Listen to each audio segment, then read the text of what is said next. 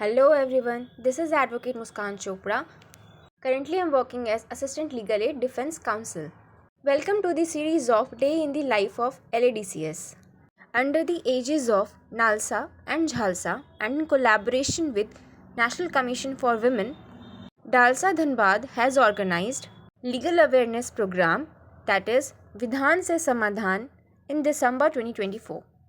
इस कार्यक्रम की मुख्य विशेषता ये भी है कि इस कार्यक्रम के माध्यम से राष्ट्रीय विधिक सेवा प्राधिकरण डेट इज़ नालसा हर एक कैंप में कुछ महिलाओं को चिन्हित करेंगी जिन्हें राष्ट्रीय महिला आयोग डेट इज़ NCW उचित प्रशिक्षण प्रदान करेगी और ये प्रशिक्षण के बाद ये महिलाएं धरातल पर अन्य महिलाओं को भी उनके अधिकारों या कानूनी समक्ष के प्रति जागरूक करेंगी। ये लोकल चैंपियंस राष्ट्र निर्माण में महत्वपूर्ण भूमिका निभाएंगी और सही मायनों में यही तो है विमेन डेवलपमेंट, जहाँ पर महिलाएं समस्या से समाधान, समाधान से समाधान और अंततः विधान से समाधान खोजेंगी। इस प्रोग्राम में I was nominated as a resource person. इस प्रोग्राम को सफल बनाने के लिए हमारे बीच आशा वर्कर्स उपस्थित थे।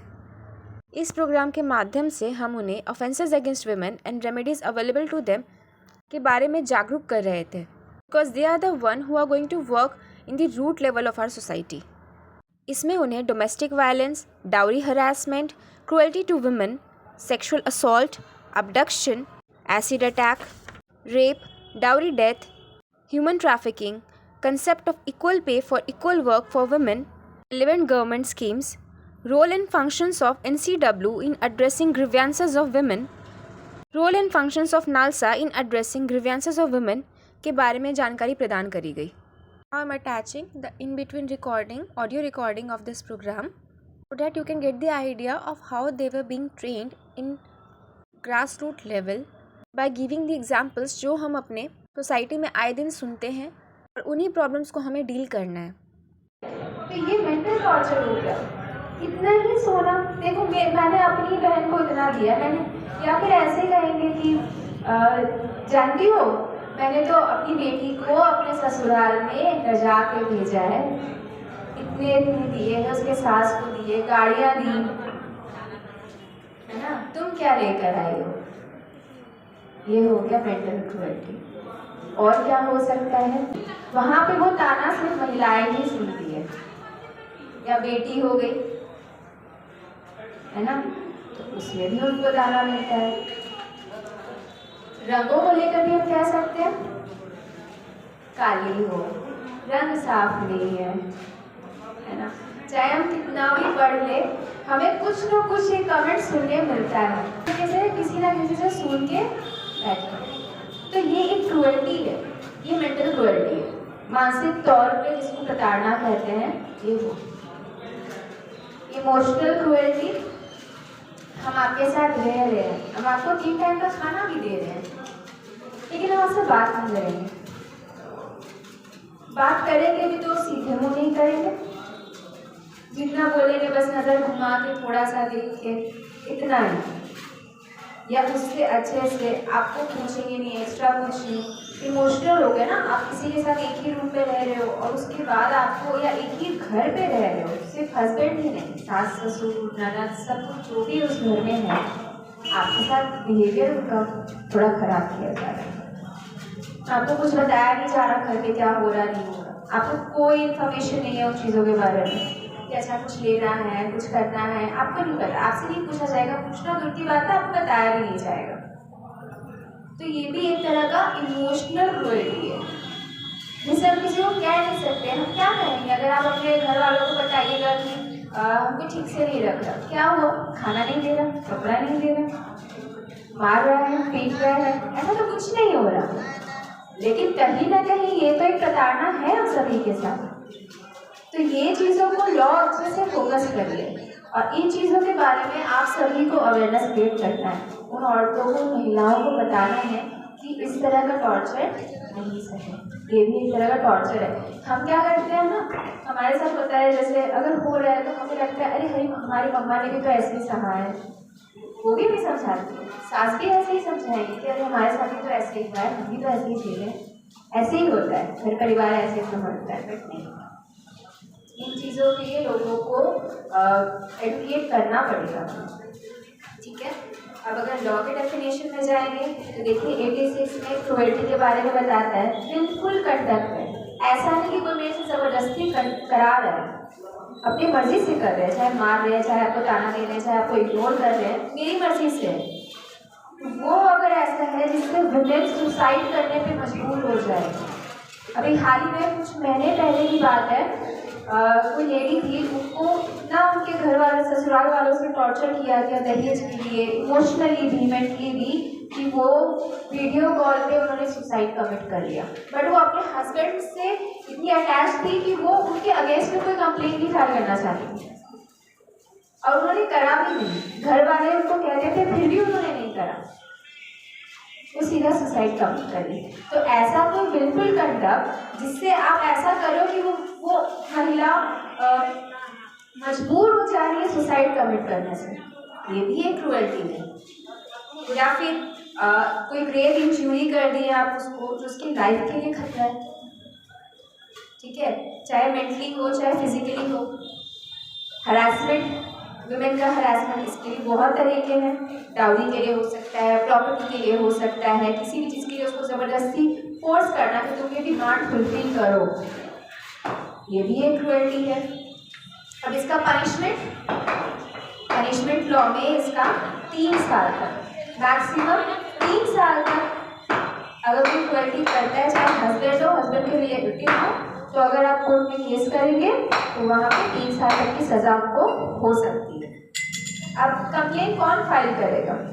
अब मेरी बात में मैंने बहुत बार कहा कि कुछ महिलाएं खुद भी नहीं करना चाहती, ठीक है, या वो कर नहीं पाती है। ऐसे भी सिचुएशन से उनको एक रूम में लॉक करके रख दिया जाता है। एक सावधान इंडिया का ही केस था, मैं थोड़ा सा डिस्कस करना चाहूँगी। उसमें दिल्ली की लड़की थी, बहुत रिच फैमिली से, बहुत अच्छे फैमिली से थी, हस्बैंड भी बहुत अच्छे फैमिली से था, ठीक है, दोनों ही अब्रॉड शिफ्ट हुए, फॉरेन गए, वहाँ पे उनके हस्बैंड का जॉब हो गया, बट फिर भी उसको दहेज की प्रताड़ना किया जा रहा था। उसका ऐसा सिचुएशन था कि वो, हम लोग क्या बोलते हैं कि अच्छा बड़े घर में गई है, पैसे वालों के घर में गई है, अब्रॉड चली गई, यूएसए में थी, ठीक है, तो कितना अच्छा फैमिली है, लेकिन वहाँ पे उस एक कमरे में उसको लॉक करके रखा जाता था, और खाना मुश्किल से 2 टाइम, कभी 1 टाइम फेंक के कि बस सरवाइव कर सके।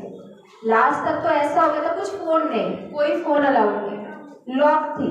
जब तक रात तक हस्बैंड नहीं आता था वो लेडी लॉक रहती थी, ठीक है, और उसको पानी तक के लास्ट में तरसना पड़ गया था, मारपीट तो अलग होता था। तो ऐसे सिचुएशंस हैं। तो इस केस में हम क्या करेंगे कि हम करना चाह रहे हैं बट हम तो लॉक है, मेरे पास कोई साधन नहीं है, तो कौन कर सकता है कंप्लेन? ये भी तो क्वेश्चन आएगा ना कि कौन करेगा अगर महिला नहीं कर पा रही है। तो पहला तो महिला खुद करना चाहे तो उनका केस रजिस्टर्ड होगा। दूसरा, महिला के माता पिता भाई बहन ये भी केस कर सकते हैं, उनके चाचा कर सकते हैं, उनकी बुआ कर सकती है, मासी भी कर सकती है, मामा भी कर सकते हैं, मतलब रिलेटिव्स कर सकते हैं, ठीक है। या कोर्ट के परमिशन से अगर कोई भी उस महिला से, चाहे खून से रिश्ता हो, उनका शादी से रिश्ता, हमारे ननद ही अच्छी हो गई, ऐसा तो नहीं कि सारी खराब होगी, है ना, तो वो भी कर सकती है कि ऐसा ऐसा हो रहा है, इनको बचाया जाए। या अडॉप्शन से, अगर हमारे अडॉप्टेड फैमिली है, अडॉप्शन में आई तो मेरी फैमिली कर सकती है, पड़ोसी भी कर सकते हैं।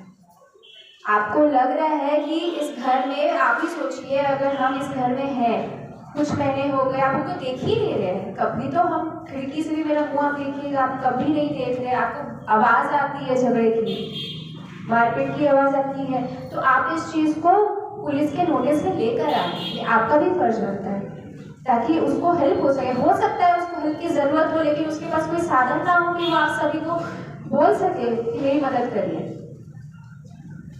पुलिस FIR लॉन्च करेगी।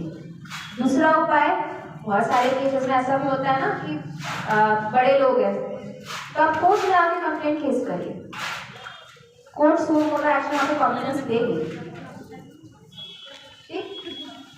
अब इसके बाद नेक्स्ट टॉपिक मैम डील करेंगे और आप लोगों को जो भी क्वेश्चन होगा, कुछ भी बोलना है, आप लोग बेझिझक कह सकते हैं। किसी को कोई भी क्वेरी है अभी तक ये सेशन जिसमें हमें लगता है कि सेक्सुअली ओवरयूज हो, है ना, वो हमसे सेक्सुअली कांटेक्ट करना चाह रहे हो, होता है ना, रास्ते में भी हम चल रहे हैं, ऑटो में बैठे हैं, बसेस में हैं, तो हमें लगता है नहीं किसी ने गलत तरीके से हमें छुआ है, कहाँ चलते हुए भी बस धक्का मुक्की से हो गया, ये भी समझ में आता है। तो ये सेक्सुअल हरासमेंट है। फिजिकली कांटेक्ट करना जहाँ पे आपका विलिंग ना हो, या किसी तरीके का सेक्सुअल फेवर का डिमांड करना, फोटोग्राफी शो करना उस महिला के अगेंस्ट में, वो नहीं चाहती है लेकिन उसके इच्छा के विरुद्ध जाकर के फोटोग्राफी शो करना, कोई गंदे रिमार्क करना, किस तरीके से वो जेस्चर उसका दिखा रहा है, उसके साइन सही नहीं है, चाहे उसके इशारे सही ना हो, गलत तरीके से कर रहा है, कमेंट करके करे, देख के करे, इशारों में करे, ये सब सेक्सुअल हरासमेंट में आएगा। और इसमें पनिशमेंट भी है, रिकोरस पनिशमेंट होगा 3 साल तक। अगर सेक्सुअली फेवर वो लोग डिमांड करते हैं आपके विल के अगेंस्ट में, तो 3 साल तक का सजा का प्रावधान है यहाँ पे। और अगर पोर्नोग्राफी शो करते हैं या फिर रिमार्क्स कर रहे हैं, जेस्चर से कमेंट पास करना, गलत तरीके से आपको इशारे करना, ये सारी चीज़ें हैं, तो इसके लिए 1 साल तक का पनिशमेंट है और फाइन के साथ। अब तीसरे तरीके का सेक्सुअल हरासमेंट है वॉयरिज्म, जिसे हम कहते हैं दृश्य लैंगिकता। इसी से समझ में आया दृश्य से कुछ देखने जैसा हो। अब कुछ एक्टिविटीज ऐसे भी होती है जहाँ पे हम महिलाओं को प्राइवेसी चाहिए होता है, हम नहा रहे हैं, अगर उस टाइम पे कोई पुरुष वहाँ पे हमें देखता है, क्योंकि वहाँ पे प्राइवेसी मेंटेन की जाती है, या हमारा वीडियो बनाता है, वो भी इसी ऑफेंस के अंडर में आएगा। कपड़े चेंज कर रहे हैं या कोई पर्सनल एक्टिविटी हो रही है हमारे घर पे, तो उस ड्यूरेशन में अगर कोई भी पुरुष ऐसे कार्य करता है तो वो एक दंडनीय अपराध है। इसका पनिशमेंट कितना होगा? मिनिमम 1 साल, मैक्सिमम 3 साल। और अगर वो रिपीटेडली ये चीजें कर रहा है, फिर से किया, एक बार हो गया, दोबारा फिर वो यही ऑफेंस करा, तो पनिशमेंट बढ़ जाएगा, फिर मिनिमम 3 साल और मैक्सिमम 7 साल तक उसको सजा हो सकती है। स्टॉकिंग, स्टॉकिंग भी बहुत कॉमन है, जबरदस्ती पीछे पड़ना जिसे हम कह सकते हैं। अच्छा, एक एग्जांपल ले लेते हैं। मान लीजिए कोई 2 है, कोई एक ए पर्सन है, कोई बी पर्सन है, ठीक है। ए ने बी को प्रपोज करा, मना कर दी, ठीक। अब उसको इस चीज का डाउट है कि कहीं ये किसी और के साथ तो नहीं, अब उसको हर जगह स्टॉक कर रहा है, इंस्टाग्राम पे, फेसबुक पे, सोशल मीडिया, आते जाते रास्ते पे, उसके दोस्तों से, है ना, हर एक चीज। अब तो टेक्नोलॉजी बहुत एडवांस है, कॉल के थ्रू, मैसेजेस में सब चीज करके, तो ये एक अपराध है, आप ऐसा नहीं कर सकते। इसी को हम स्टॉकिंग कहते हैं। 78 ऑफ भारतीय न्याय संहिता में ये दिया गया है कि अगर कोई विलफुली या रिपीटेडली आपको फॉलो कर रहा है, कांटेक्ट करने की कोशिश कर रहा है या कर रहा है कांटेक्ट, कि किसी भी तरीके से आपसे पर्सनल इंटरेक्शन होए, लेकिन आपकी इच्छा नहीं है वहां पे, ये चीज ध्यान में रखा जाए। अगर मेरी इच्छा से वो कर रहा है कि हाँ ये मेरा दोस्त है, ठीक है, वो अपराध नहीं है। लेकिन अगर मेरी इच्छा के विरुद्ध, मेरे ये बात बताने के बाद भी कि मेरी वहां पे सहमति नहीं है, मेरी इच्छा नहीं है, और वो पुरुष बार बार मेरा पीछा कर रहा है, मुझे कांटेक्ट कर रहा है, हर तरीके से, हर जगह से मुझे ऑब्जर्व कर रहा है, तो वो एक अपराध है। चाहे मेल हो गया, किसी भी तरह का इंटरनेट के थ्रू हो, वो भी इसमें आ जाएगा। इसमें भी सजा है अप टू 3 years, 3 साल तक की सजा है इसमें, प्लस फाइन है। और अगर फिर वो बाद में भी फिर से यही काम करता है, दूसरी बार, तीसरी बार, तो फिर सजा बढ़ के 5 साल तक हो जाएगा। आप इसके लिए रेमेडी क्या है? जो भी नियरेस्ट पुलिस स्टेशन है, आप वहां जाइए और वहां पे अपना कंप्लेंट फाइल करिए, और जो भी होगा उसके बाद का प्रोसीजर पुलिस लॉ के अकॉर्डिंग कंटिन्यू करेंगे। यहाँ तक भी किसी को कुछ भी पूछना है, लोगों को ही समाज से जुड़ के काम करना है। हमारे पास तो यहाँ पे केसेस आएंगे तो हम डील करेंगे, लेकिन वहाँ पे तो लोगों तक भी बातें आप पहुँचाएंगे। तो इस तरीके से ग्राउंड लेवल के वर्कर्स के कंसेप्ट को क्लियर करने की हमने कोशिश करी। ये कुछ ऑडियो क्लिप्स थे उसमें से। For more such updates stay connected. Thank you.